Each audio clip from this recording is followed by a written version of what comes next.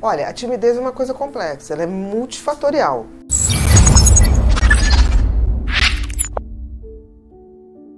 O tímido é uma pessoa que ele gostaria até de interagir socialmente, ele gosta da coisa social. Mas, ao mesmo tempo, ele tem um pensamento que faz com que ele fique assim, será que eu vou agradar? Será que eu não vou agradar? O que a pessoa está pensando de mim? Será que vai pensar que eu estou falando a coisa certa? Será que eu dei a deixa certa? Será que a pessoa me interpretou certo? Então ele fica o tempo todo preocupado o que o outro vai pensar. E isso dificulta muito a interação dele, mas ele gosta da interação. Mas ele acaba não fazendo por conta desse pensamento que é muito autocrítico, né? No fundo, o tímido é um grande crítico dele mesmo. Tem esse desejo, tem, né? o tímido tem. Já o introvertido é um pouquinho diferente. O introvertido é uma pessoa que tem todas as condições para interagir, faz isso com maestria, não tem o menor problema em fazer, mas ele prefere não interagir. O introvertido, ele não fica pensando o que vão pensar dele ou não. Ele curte ficar sozinho, ele fica sozinho numa boa, não tem problema nenhum e não tem a menor dificuldade. Isso é a grande diferença do tímido e do introvertido. Olha, a timidez é uma coisa complexa, ela é multifatorial. A gente sabe que os tímidos, em geral, têm uma marcação genética muito grande. Quando você vai ver, tem uma história de pai, mãe, daquela timidez mais pesada mesmo. E também tem a criação, tem as vivências. Então, se você passa por situações muito traumáticas na infância, na adolescência, isso pode fazer com que a timidez tome um maior vulto, tem um reforço. Então você tem as causas que são genéticas e as causas psicológicas, ambientais que interferem, é uma interação. Tanto que a timidez, um dos tratamentos é você fazer simulações de situações para que a pessoa possa treinar, para dessensibilizar esse medo e ela possa se expor. Com certeza. As técnicas de mudança de trauma também, né? Que você tira esse pensamento, sai desse patamar de se importar tanto com o que os outros estão falando e ficar o tempo todo achando que você vai errar. Então o tímido, ele está sempre preparado para o erro, né? Ele não aposta no que ele pode fazer bacana. E também errar é normal. O tímido, ele gosta de se relacionar. Ele tem essa dificuldade, mas ele gosta de estar com as pessoas. Tanto que o tímido, se for 1 a 1, ele numa boa. O negócio dele é quando tem um grupo muito grande, até ele se acostumar. Depois que ele se acostuma, ele vai soltando. Tá. Chegou gente nova, ele já recua. As pessoas vão errar. Agora, a questão é se o erro está na essência. Se é alguma coisa perversa. Essas pessoas são perigosas. Errar, não vamos errar. Timidez não é uma patologia, é uma maneira de ser ali dentro de um padrão genético, das tuas vivências. Agora, o excesso de timidez, aí seria, que aí é a tal da fobia social, que seria a timidez patológica. Aí entra como... Aí entra como uma patologia que requer tratamento. Porque, por exemplo, a fobia social ou timidez patológica, esse impedimento se torna, passa mal. Então, assim, o tímido normal, ele não quer falar porque ele fica, será que vão me julgar? Será que não vão julgar? Mas ele não passa mal, né? Ele não passa mal fisicamente.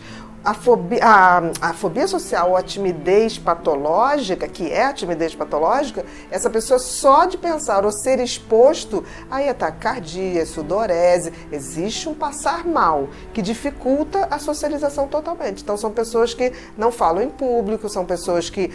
dificulta o seu meio, sua vida profissional, né? Eu acho que a vida profissional que fica mais prejudicada. E é interessante que, por exemplo, os ingleses têm a fama de serem mal educados. E não são. Os ingleses, na maioria, tem um percentual muito alto de fóbicos sociais. Então, se você vai pedir informação para o inglês na rua, ele tende a sair correndo, porque ele vira foco de atenção. Ainda mais quando a gente viaja em grupo e vai fazer uma pergunta. Então, por exemplo, o maior medo do inglês é falar em público, mais do que morrer. Nessa hora, o fóbico social paralisa. Ele tem reações como se fosse uma crise de pânico, ele começa a suar, ele tem taquicardia, ele tem a sensação de tontura e a vontade dele é fugir dali desesperadamente. Ou seja, a maioria das pessoas que têm fobia social nem tenta. A timidez é uma questão que não é uma fobia social, a timidez é uma característica.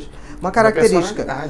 A pessoa tem um certo receio de se expor, mas ela tem vontade de se expor, né? O tímido, na realidade, ele tem vontade de ter uma interação social, mas ele se sente fragilizado para aquilo, ele não se sente capaz para aquilo.